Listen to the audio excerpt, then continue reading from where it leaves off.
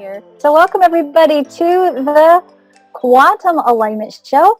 I am super excited to be here, and I've been contemplating what we're going to share today for a while now, so I'm really eager to get rolling with this conversation. And I have a lot of content, so I'm going to probably dive right in and get going because I want to make sure we get to cover everything. So without further ado, let us begin our conversation for today in the Quantum Alignment Show. We're going to talk about healing the left side of the brain using the right side of the brain. So we're going to actually weave in a lot of, I'm going to try to go through this really slowly. I'm going to weave in a lot of more in-depth human design material. Some of this is going to be stuff that might, if you're a human design beginner, it might kind of flow a little bit over your head, but just I'm going to do it really slowly. I'm going to do my best to at least give you an introduction to some really cool concepts in human design and show you some science that goes along with it that gives us some new insights on how we can use the chart as a tool to move us to the fulfillment of the potential of who we are. So when we look at the human design chart, what we see is there are 9 geometric shapes. Those are called centers. And those centers correlate to the Hindu chakra system. In between those centers are all these different lines. Much like the blueprint of your house, if you've ever remodeled your house, or if you're married to an architect like I am, you know that there are actual blueprints or drawings that map the electronic circuitry of your house. This chart is kind of a map to your electronic circuitry. You have circuits within your energy system. Those circuits are represented by the channels between the centers. If you've ever wondered where does the Judaic Kabbalah come in from the from the human design system, the Judaic Kabbalah is actually in the circuits. If you're familiar with the Tree of Life and the Sephirot, which is the shapes on the Tree of Life, the round circles on the Tree of Life, it is the connections between those Sephirot, or the different Godhead energies in the Tree of Life, that correlate to the circuits in the human design chart. So when we look at circuitry, what we're really looking at is the mechanics of evolution. The mechanics of evolution is contained within those channels in the chart. There are 3 phases of evolution represented by the circuitry, and I'm going to break it down to you today in a storytelling way, because as you're going to see as we go through the rest of the material today, the power of storytelling is actually much more transformative than perhaps you ever really thought. So I'm going to tell you a story about evolution, and it starts like this. Once upon a time, there was a tribal human being, or a man who lived in a tribe named Bob. Okay, Bob lived in a tribe with his family and with his grandparents and with all of his cousins and the people he loved. But Bob was a mutant. Bob really didn't fit in. Bob had lots of great ideas. Bob wanted to try and do things differently. Bob really didn't want to buy into all the tribal laws and rules that he had to follow. He really kind of wanted to do his own thing. So Bob picked up all of his stuff when he reached maturity, took all of his belongings in his knapsack, moved away from the tribe, and built his own camp on his own down by the river. Now, while he was down there by the river, he started exploring and inventing all kinds of really cool things, including this thing called a hammer. He invented, he took a stick and he got a rock and he took some deer hide or rawhide and he tied it to the rock after he drilled a hole in it, and he created this great tool that actually helped him build much more effectively. Now, Bob had a brother, Jim, and Jim really, really loved everybody, and he loved his tribe very much, and he really was concerned about making sure that everybody in his tribe was okay. So Jim would spend one afternoon a week going down to the river and hanging out with his brother Bob, just to check on Bob and make sure Bob was okay. Bob was using his tool, right? And Jim was watching him, and Jim was like, man, that's a really cool thing. I'm going to see if I can make one of those myself. So Jim took this idea of the hammer back to his tribe, and he made a hammer, and he started using it, and it was such a great thing that he made a couple more. And as he put a couple more together, he started giving them out to all the members of his tribe, so everybody would have this tool. Now, Jim, not Bob, Jim then went to the gathering of the tribe. At the annual gathering of the caveman tribes, he took his hammer with him, and he was using his hammer to put up his tent. And all the other people at the tribal gathering started to look at what Jim was using, his tool, and they were like, "That's awesome. I want to have some of those." So Jim started making more of these and began to trade these hammers in exchange for other things that he then brought back to his tribe. Now, if we break this down into the story of evolution, or the story of how mutation transforms ultimately the world, we see that Bob the mutant came up with an innovative idea. That idea eventually spread to the tribe, right? Which then eventually spread to the collective, the world. And when we look at human design circuitry, we see those three components: the mutation, the adaptation, and then the adoption. The mutation being the innovative idea, the adoption meaning that idea starts to spread, the adaptation, that idea starts to spread, and then ultimately the adoption, which happens when that idea starts to have impact on a global level. This is the mechanics of how the circuitry works, the purpose of the different circuits in the chart, and this is the mechanics actually of how ideas spread on a global level. Individual circuitry. And you'll see there's 3 individual circuits in the human design chart: the knowing circuit, the centering circuit, and the integration circuit. Individual circuitry carries the energy of mutation. Okay, it's from individual circuitry that we have innovation. We have things that are different and new ideas, new thoughts, new beliefs. All of that takes hold or starts in the individual circuitry. So if you are a person who has a lot of this energy in your chart, you're here to be different. And you might even oftentimes feel like you don't quite fit in. All right. The second circuitry that we're going to look at is tribal circuitry. Tribal circuitry is where we have adaptation, meaning we start to implement innovative ideas in our small group. This is where you have family things that you do, family rituals and routines. And some families are not, who maybe if you've got a family of people who have a lot of individual circuitry, they might actually have tribal, family routines or rituals. If you have a family that has a lot of tribal energy, maybe you have family traditions, and those are something you do all the time, and they're carried around to all your tribal members, your family members, as they grow up and go out into the world. Tribal circuitry is about taking care of your tribe. This is Jim, right? Bob's the mutant. Bob has a lot of individual circuitry in our story. Jim's got a lot of tribal circuitry. He cares about the tribe. He's always looking out for the tribe, making sure everybody's okay. And he's bringing new ideas into the tribe to make sure that they work for the tribe. So tribal circuitry in human design is comprised of the defense circuit and the ego circuit. The collective circuitry is all about adoption, taking that new idea and adopting it on a bigger level, and it begins the spread of an idea around the world. And there are 2 collective circuits: the sensing circuit and the logical circuit, which are the 2 circuits we're going to be talking about today.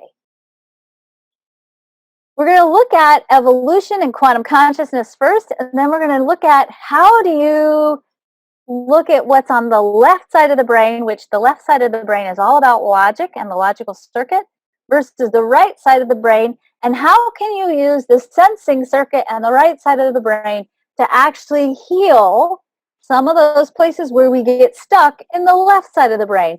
Most specifically, when you have fear or doubt and you're stuck in fear or doubt and it's keeping you from really creating what you want in your life, we're going to look at how do you use the sensing circuit to heal those places in your brain where you are stuck in doubt and fear. So let's start first by discussing evolution, quantum consciousness, the possibility of collective healing, and ultimately transforming the global human gene code. Because when you heal your doubt and fear, you don't only get to create awesome stuff in your life, you actually begin to transform the global human gene code, believe it or not. All right. So for us to begin this exploration on changing the nature of the global human gene code, say that 5 times fast, we have to talk first about what's up on planet Earth. We are, by design, and this is in the story of the human design system, we are in the middle of an evolutionary shift. So if you've been in an esoteric community for a while, you have probably heard people talk about the shift or the fact that we are entering into a new era. The human design system has the story of the mechanics of what that really means. And it is in the human design mythology that we are literally in a shift. And part of that shift is that the nature of how we are hardwired is changing. Our energy is changing. The way in which we create, and that's really the most important piece, is changing. And the way in which we connect with the world is changing. And those changes are reflected in our science, they're reflected in what we talk about, they're reflected in the things we're seeing happening on the planet right now. And when we are aware of these things, it allows us to, with great consciousness and deliberation, steer the evolutionary forces that are shifting on the planet so that we can really, with those of us who are aware, awake, and ready, with great consciousness, begin the process of deliberately crafting a world of sustainable resources and a world of sustainable peace. So if you've been reading the news, or maybe you've stopped reading the news because it feels very despairing when you look at what's going on the planet right now, one of my intentions today is to begin the process of giving you some skills to help you cultivate some hope. Because I do believe, and I do believe that the human design system reflects this, that we're not really doomed. We're not doomed. That in fact, we're standing on the brink of a very powerful creative revolution on this planet, and you're a part of it. And when we understand that, then we can consciously and with great deliberation begin to harness that awareness to ease the transition of this planet from where we are right now to where we're going to be, living in a quantum era, a peaceful era, a sustainable era, in a very different way than the way in which we're living right now. So don't give up hope. To understand what's up on the planet right now, we have to sort of look at where we've been and what's going on and where we're headed. And I'm going to begin the story with Newtonian physics. And it's not really about only Newtonian physics, but we'll call it the Newtonian era or the scientific revolution.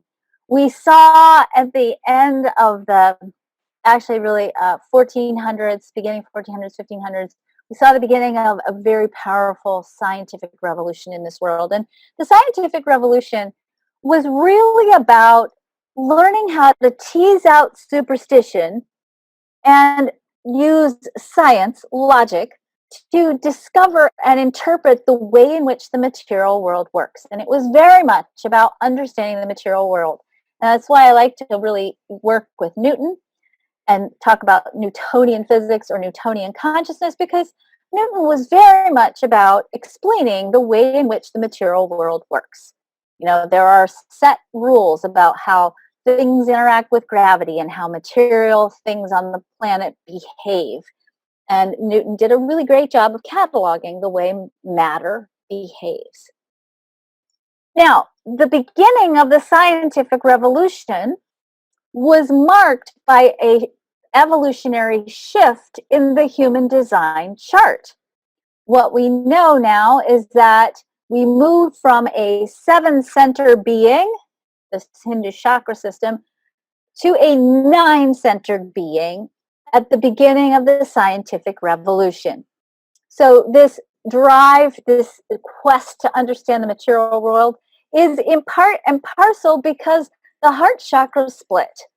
And the heart chakra split into the G and the will center. And the will center began to drive this exploration about the material world, because the will center is all about bringing things forth on the material plane. It's very much about understanding material plane, understanding the physical world. This is the place where we began to develop belief systems like, if you want to make money, you have to work hard. Money is power. Money is the measure of value. The material world is the measure of our value. And we're still kind of working through some of these things that emerge for us in terms of our human identity and our personal, and the emergence of a personal ego and this value center at the beginning of the scientific revolution. It's going to get better, I promise.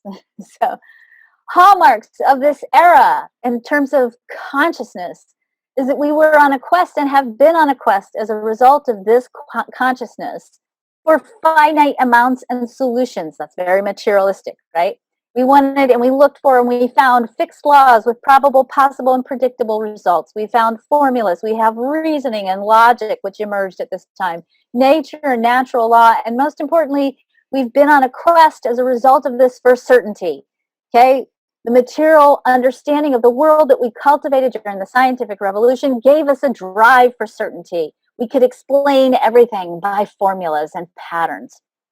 Now, if you can buy into the tenet, and this makes total logic sense, that our consciousness and that consciousness is the creative force that we use as human beings on this planet, that consciousness influences our understanding of the world, and that our level of consciousness during the Newtonian era or during the scientific revolution was very materialistic in its focus, that our consciousness created our scientific understanding.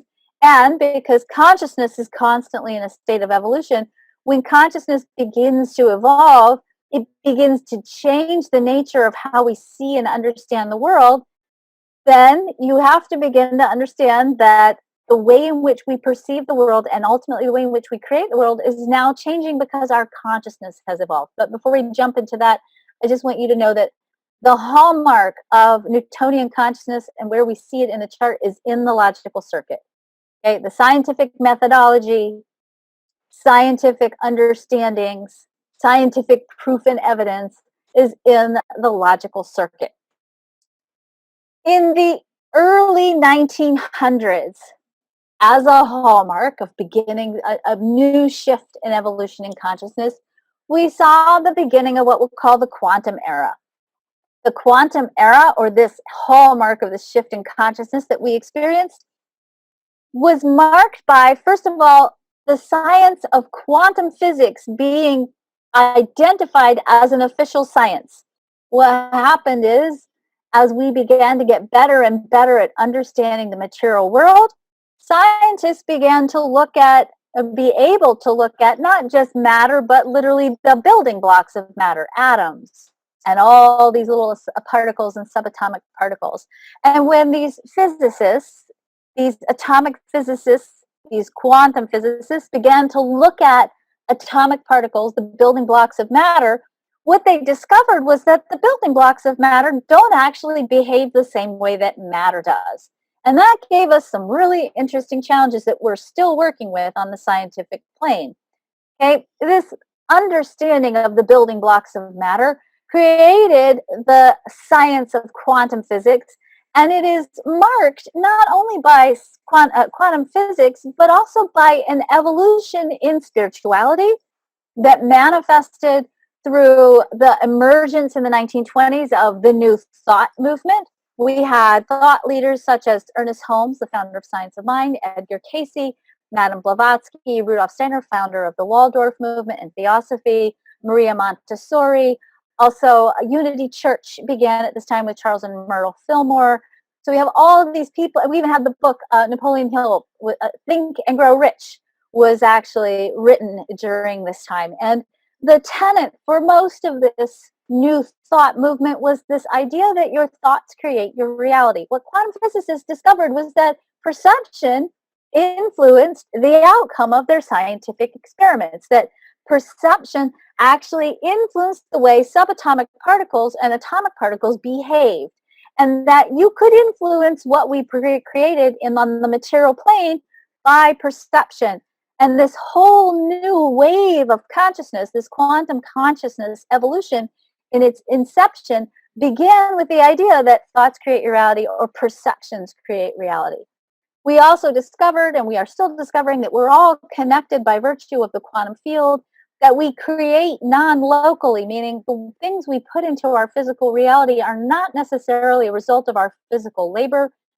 There was an emergence of the idea of fundamental creativity here, which is really basically God working through humans. The driver in this new era now becomes not material gain, which was the big driver during material consciousness, but a desire for a good life, a life based in well being, for happiness. Did you know there's a course on happiness taught at Yale, and it is the most well attended course that has ever existed in the college, at the college, University, I guess, College of Yale, Yale's college or university, at Yale, the big school on the East Coast. The most popular course there is a course about happiness, which is a hallmark of quantum consciousness. Quantum consciousness is about equating value with well-being rather than value with material gain. There's an embracing in this new consciousness that comes with being at peace with uncertainty and actualizing potential.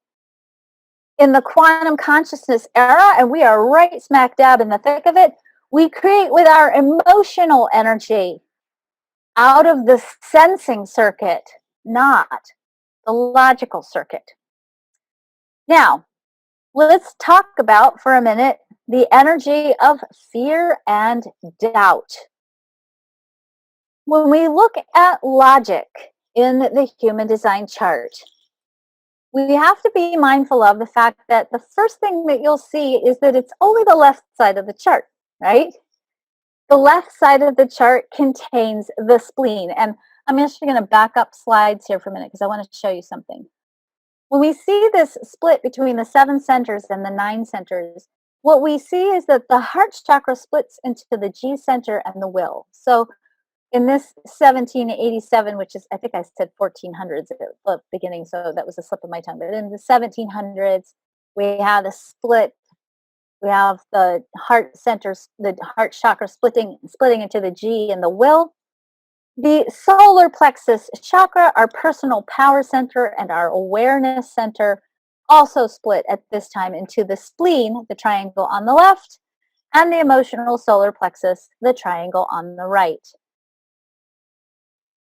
This was the emergence of the beginning, the origins of the beginning of a new way of intuiting and a new way of perceiving the world. Up until this point, fear and doubt was the main way that we gained awareness over what was right for us or not. So let me break this down for you. This circuit, this logical circuit, has one main intention. And the main intention of this circuit is to be able to predict the future. But we predict the future with logic in the chart by our understanding of patterns. So when you think about daytime, nighttime, sunrise, sunset, that is a pattern, right? We know, God willing, unless you live somewhere strange, like I live in Minnesota, it's very out of balance sometimes of the year, or if you live way north or way south, then it gets a little bit weird. But for the most part, we know that the sun rises in the morning and the sun sets in the evening. And that's a pattern. And you can plan your life and you can even plan the future on that pattern, right?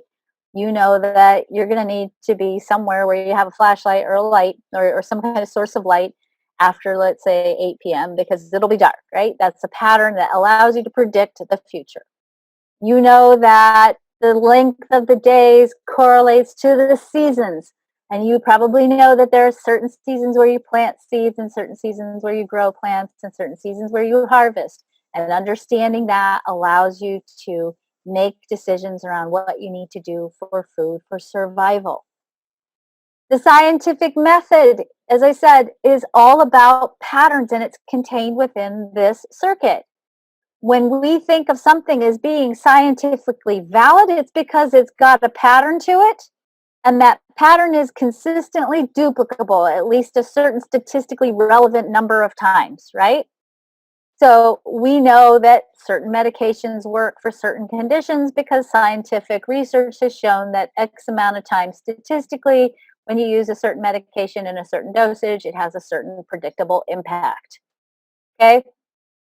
If you remember back, stretch back to way in the days when we were in middle school and we had to do science fair projects, you'll remember we had to break down the scientific method into, the hypothesis and then the experiment, and then you actually did the experiments and you analyzed the results to see if you got validity based on your repeated results, right? The scientific method itself starts with, and logic starts with, doubt and suspicion. In fact, the initiating gate, the gate 63 at the top of the sequence here, at the very top in the head center, is called the gate of doubt and suspicion. For something to be valid, logically, you have to prove that it's valid. You have to demonstrate that the pattern is consistent over time. So to prove that something is consistent in logic, you have to be able to prove it correct again and again and again. And you have to be able to override the doubt and suspicion by demonstrating that it is indeed valid repeatedly in a duplicable way. Now, when we look at this circuit in the context of awareness centers and in the context of this evolution, contained within this circuit is the spleen center, which is the big triangle on the left-hand side.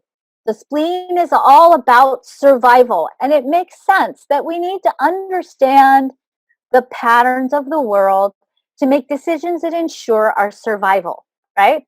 And of course, there are going to be those rare events that happen outside of the context of the pattern, although there's usually a kind of a predictable pattern there too, that causes us to have an adrenaline response and take action in the moment to protect ourselves. But logic says bears can be angry in the springtime when they've got babies. And if you encounter a mama bear with babies in the springtime, you might not be safe. Therefore, you should run, right? That's a logical and also survival based instinct, right? We go into a cave and we smell a funky kind of cat like smell, and we hear movement in the dark in the cave. We turn around and we run out of the cave, right? Because our pattern, our mind says, ooh, that smells like cat. Ooh, I'm hearing a sound. Ooh, this is setting it up in my mind that for there to be a pattern that there might be a cat here. And the pattern that I know about big cats is that big cats like to eat little humans. I should run, right? There's instinct, and it's instinct that's rooted in fear in this center. And the fear, sorry, in this circuit. The fear of this circuit has its function, by the way. It's not about causing you to live in a state of constant paralysis and fear, although I think a lot of us do. And I think a lot of us do because the center is evolving and we are misregulated here because we're in the middle of this shift and we are literally evolving out of fear and doubt. But for many of us, we're in it, and it feels it might feel for some of you kind of traumatic because that's a symptom, I think, of this shift that's happening. Because the other part of our chart is working really well, but the logic part is terrified of it. So you might feel that something is right, but your logic is like, no, it can't be right. Okay, so there's a combat sometimes for some of you that's going on between fear and doubt and awareness, which we'll talk about in a minute. If you feel like you have a lot of fear going on in your life and or you feel like you have a lot of definition in your chart on this left side and the fear gates of the spleen, and there is literally fear in the chart, but it's fear that's designed to protect you, not about torturing you and causing you to be paralyzed in terror all the time. It's about understanding how to interpret that fear impulse as a protective thing that causes you to take action to ensure your survival. It gets messy with humans, and I'm not going to go deep into it, but it gets messy with humans because we're not just instinctive beings anymore. Our consciousness and the way in which we operate in the world is much more complex than just being a base animal energy. So logic has fear and doubt associated with it, patterns and instinct. When we look at the other side of the chart, when we are exploring the sensing circuit, what we see in the sensing circuit is not so much logic. There's not patterns here, although there can be stories that come from patterns. The Wheaties box, when we go to the Olympics and we have, not we, I never went to the Olympics, but when somebody goes to the Olympics as an athlete, I don't even pretend, okay? But you go to Olympics as an athlete and you win a gold medal, you come home in America and we put your picture on a Wheaties box, right? the pattern is if you win, you go on the Wheaties box. The pattern is also that if you have the dedication and the commitment to consistently keep doing something till you get masterful at it, and it adds to the story of what's possible for humanity, that's in this circuit. The circuit is about possibility. The sensing circuit is all about the story of who you are personally and the story of humanity, because your own unique story adds to the story of possibility for humanity.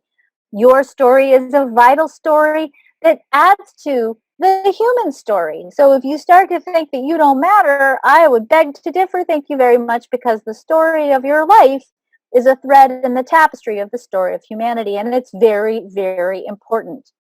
In the story of humanity, we have stories that come from perseverance and determination. And we also have flash in the pan kind of crazy stories too. Like, for example, if you all remember back in the day when Evel Knievel was around, and he rode his motorcycle across the Grand Canyon, right? That's not necessarily something you might ever do, but in the story of humanity, we all know that, hey, there are people who can ride their motorcycles across the Grand Canyon. Don't try it at home or anywhere else, but it's part of our collective story, right?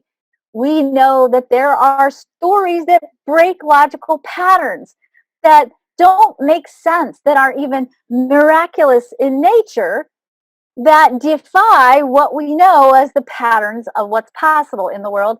And it's the sensing circuit and the experiences we have through this sensing circuit that change the nature of the story of what we believe is possible. So our sensing circuit defies logic, it's miraculous, and it holds the energy for the stories and experiences that set the emotional tone and the narrative that determines ultimately what we attract into our lives, because we calibrate what we attract into our lives by nature of our emotional energy. So it's not just your thoughts creating your reality, it's your thoughts which create your emotions, which calibrate the electromagnetic resonance field of your heart, that then sets the story for who you perceive yourself to be and influences then consequently what you attract into your life. And ultimately, they influence or determine what we believe is possible in the world. So I'm going to tell you guys a story. I'm actually going to read it. I'm going to show you the picture first. This is Barbara Snyder. Okay, this is Barbara Snyder. And I'm actually going to get out of here and I'm going to read this story to you. I'll show you this. Barbara Snyder was a young woman who was diagnosed in the late 60s with multiple sclerosis. Following her multiple sclerosis diagnosis, her condition declined over the next 15 years. She endured several operations and many hospitalizations as she fought this degenerative disease. I got to the point where she was dying, said her physician, and one of her doctors said, it got to the point where she was dying, and she was one of the most hopelessly ill patients that this physician had ever encountered. Finally, Snyder deteriorated to the point where she was in hospice care with no resuscitation orders. She was nearly blind. Her hands and her body were curled, and she had a tube in her throat to help her breathe, as well as a tube in her stomach to ensure proper nourishment. Meanwhile, her muscles had atrophied. Her condition was, by a doctor's definition, completely hopeless, and she literally was days away from dying. Her friends called a radio station in Chicago, which was her hometown, and asked that the radio station put out a call for prayer for Barbara. So the radio station asked for prayers for Barbara because she was on her deathbed. So they do know now that there was at least 450 people praying for her because they wrote letters to the radio station saying, "We're praying for you." One Sunday, two of Snyder's friends went to visit her. They sat near her bed and they read those letters from the people who were praying for her. Then something unusual happened. As she listened, she said, Barbara reported that she heard a voice coming from the corner of the room. This male voice coming from the corner of the room where nobody was standing said, "Get up, my child, and walk." So basically, she pulled the tube out of her throat. She said to her friends, "Go find my parents." And she jumped out of bed. This is all documented, by the way. This isn't like frou-frou stories. This is actually, I mean, this actually, there are documentations of this because it was so bizarre in this hospital, right? So she jumps out of bed after being, having all of her muscles atrophied, all of her tendons and ligaments shortened. She was in the fetal position, literally on her deathbed. Remarkably, it seemed as if her atrophied muscles suddenly filled out and began to work again. In fact, when her mother entered the room, her mother said, "You have muscles again." Her curled feet and her fingers abruptly straightened, and her eyes could see. And she was immediately and instantaneously healed of all of her symptoms. Pretty incredible story, right? The reason why this story is so important is not only because we're like, hey, what happened? This was a pretty miraculous cure for a pretty terrible situation. But because that story exists in the tapestry of the human story, we now know that in spite of the patterns that we know about multiple sclerosis, we now know that there is a new story about what's possible in the archives of the human potential. And when we can embrace the idea that sometimes what we create can defy and break the patterns, and just knowing what else is possible allows us to create into that new possibility, we start to see that the aberration of the pattern or the breaking of the pattern is just as important as the pattern. So while, yes, especially when we start thinking about logic and medicine, especially, or logic and science, or logic and this claim about global warming, let's just use that one. Science says global warming is going to doom us. And I mean, I think if you look at the patterns, it's pretty clear that we're on a pretty specific trajectory. But just because the pattern is currently valid doesn't mean there isn't a different story available to what's possible.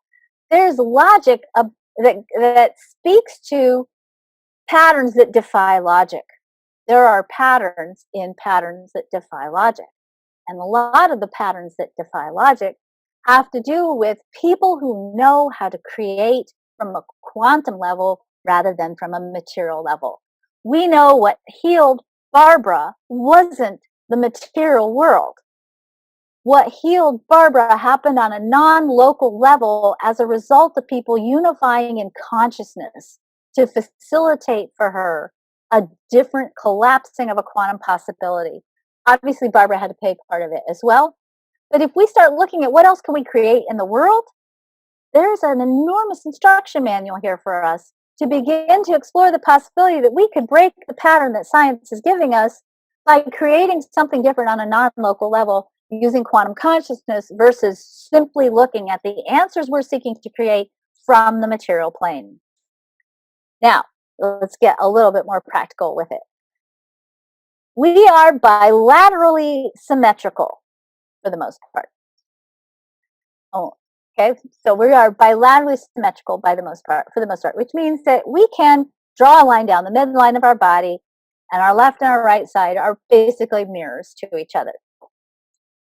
There is an interesting and I think very powerful, innovative new branch of science that is exploring the power of focusing on the wellness of one side of the body when there is a physical injury to the other side of the body. So, for example, let's say, for example, you have an injured shoulder, in which I actually do, I had an injury on my left shoulder. If you have a right shoulder that works really well and an injury on your left shoulder, you can focus on the mobility and the strength and the range of motion in your well shoulder and really put your energy into how powerful and how amazing and how well this shoulder works. And by focusing on the wellness on this side of the body, because the body itself wants to be well, it wants to be healed bilaterally. It wants to align with a greater sense of well-being. That's the natural drive of the physical body. Focusing on what's working on one side versus focusing on what's not working on the other side actually increases the well-being on the opposite side of the body.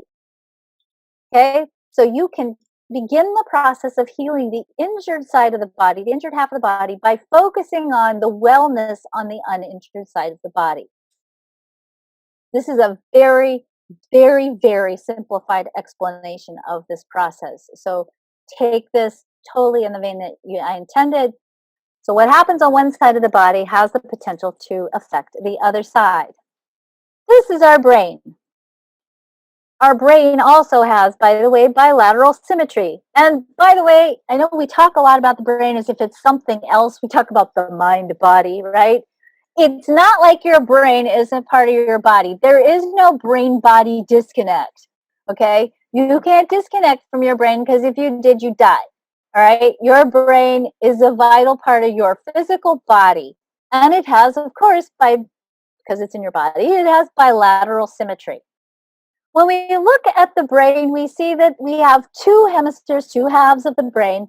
And when we look at the function of the left half of the brain, we see that the left brain is where the logical circuit starts. And this is the part of the brain that's always on the quest for patterns.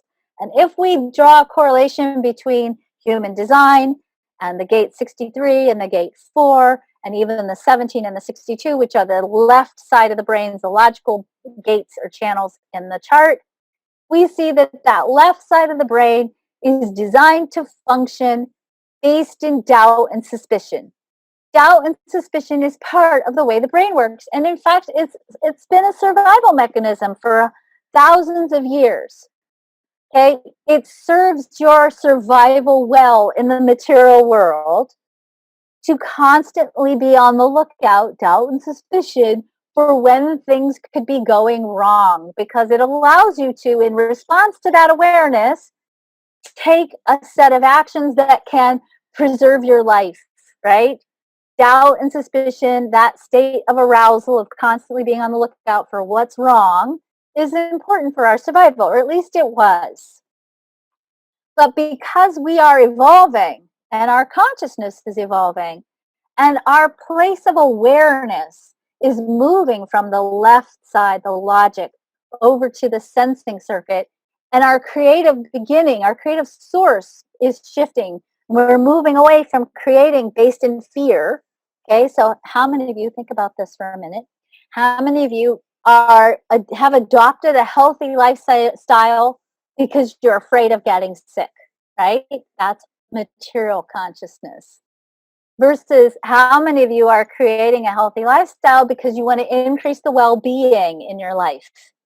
That's the sensing circuit. That's creating from a motivation that comes from the right side of the brain.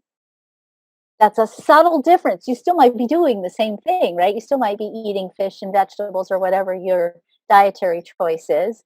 But because your drivers are doing it differently, you're creating from a different place, right? On the left side, you're creating with fear, or out of fear. On the right side, you're creating out of an increasing of the possibility and an increasing of your emotional well-being and your physical well-being, right?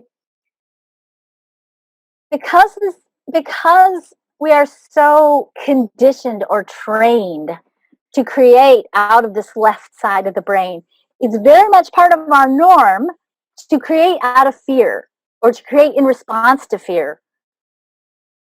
That's great, except it keeps us stuck sometimes, right? When we get stuck in the fear piece, we hold ourselves back. And actually, we increase our cortisol levels, our stress hormones go up, we stay in a chronic state of low-grade anxiety, we decrease our creative response, we decrease our resiliency, and we actually can't access the creative response to what else is possible. We can't create anything outside of the realm of the patterns when we're trapped in the fear and the doubt. So if you've got fear and doubt going on, you're keeping yourself in a chronic state of low-grade anxiety. You're probably keeping yourself not, playing much smaller than you would normally play. You're not filling your right place in the cosmic plan because you're holding yourself back because you're afraid, you're vulnerable, you're feeling disempowered. You might question whether it's safe for you to be who you are in the world, right? There is a way to balance that out. If we know that that if we focus on the side of the brain, or the side of the body, and the side of the brain being the side of the body, that is well. And we focus on our wellness, and we focus on possibility. We focus on storytelling. We shift our focus out of this fear and doubt, and perhaps sometimes the stuckness, or even a little bit of the brokenness of this logical system. And we put our energy over on what's working well, and we look at where are we at in the right side of the brain. We start to see that by drawing on the themes of this sensing circuit and really focusing our energy there, we can balance out and actually bring the health and the well-being of the left hemisphere in the brain into balance, back into its right place of functioning. And the right place of functioning is, yes, run from the bear. Okay, that's a healthy response from the left side of the brain. But no, don't be afraid to go try something new because you think you don't have enough training or expertise, because the fear and paralysis is keeping you stuck in a B plus life instead of an A plus existence. Okay, that's unhealthy left side of the brain. We use the storytelling power of the right side of the brain to bring the left side of the brain back into balance. So if we look at the left side of the brain, we see here's where we have fear and doubt, right? We see the right side of the brain as storytelling. Again, when we focus on the fear and the doubt, because where you put your energy and attention, your perspective, this is what quantum physicists have taught us, your perspective creates. When you're stuck on this left side and you're out of balance and you're focusing on the fear and doubt, all you're going to get is more fear and doubt. Okay?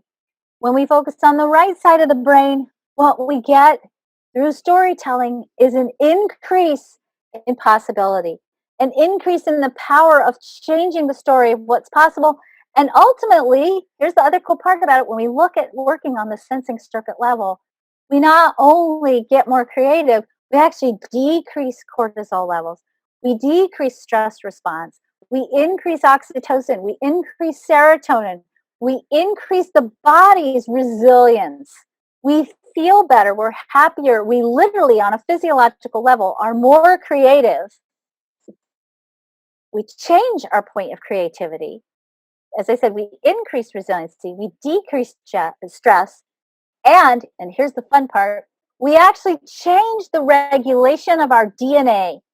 We change our gene expression when we are creating from stories that are meaningful and purposeful for us, when the stories we begin to tell about who we are and what's possible for ourselves. And we do it literally in a storytelling format. You get out of the logical part about how am I going to do this and what's the plan, and you move into, when you want to create something new, telling a story about yourself doing it. That's maybe fantastical, that's maybe based in your imagination, that's maybe the kind of story you might have really loved when you were 4, which was, by the way, a very creative time in your child development. When you can stay in that place of meaning and that archetypal place of storytelling, and that meaning gives your life a new sense of purpose, you actually strengthen and lengthen the telomeres in your cell, giving you a higher quality of life and health and wellness, and helping you to live longer. So when you live as an imaginary mythical creature in your mind, as a hero in your mind through the stories you tell about yourself, and you begin your life as a hero's journey, or living your life as if you are the hero of the story of your life, which you are, and you live into that story, you use the power of storytelling, and that storytelling gives you more meaning. It actually gets you out of the fear and the doubt, moves you into a different point of creativity, and as I said, increases your health and wellness and actually helps you live longer. Here's the thing that I want you to do. I'm going to give you guys a couple of homework assignments. Number 1, because I want you to practice giving yourself permission to get out of the fear and the doubt, I want you to make it part of your weekly practice. Part of your weekly practice to go on a miracle hunt. Go to the news. I know some of you aren't reading the news, but go on the internet if you're not going to read the news. Go searching for miracle stories. Because miracle stories begin to shatter our idea of what's possible by helping us get out of the pattern. So I want you to start looking for evidence of miracles and begin the process of telling the story of the exception so that you yourself can become the exception. Go find other miraculous stories. One of my favorite miracle stories, there's a lot of these on the internet. There's all kinds of stories, miracle stories about people who go fishing, who catch fish out of lakes and oceans, and when they cut the fish open to gut it, they find jewelry in it. And it's I can't tell you how many stories are on the internet about some guy who lost his high school ring in a lake and went fishing 20 years later and found the ring in the belly of a fish. That's like a common miracle story. In fact, it's so common, it's probably a pattern by now, right? If you lose your ring in a lake, you're going to get it back in a fish 20 years later, right? That's the pattern. One of my favorite miracle stories is a story about these three young men who had returned back from Vietnam, and their friend had passed in the war.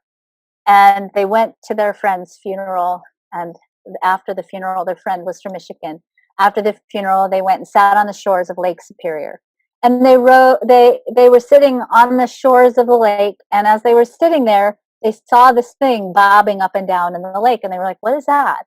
And they waited until it washed ashore, and it was a bottle. And in the bottle there was a message.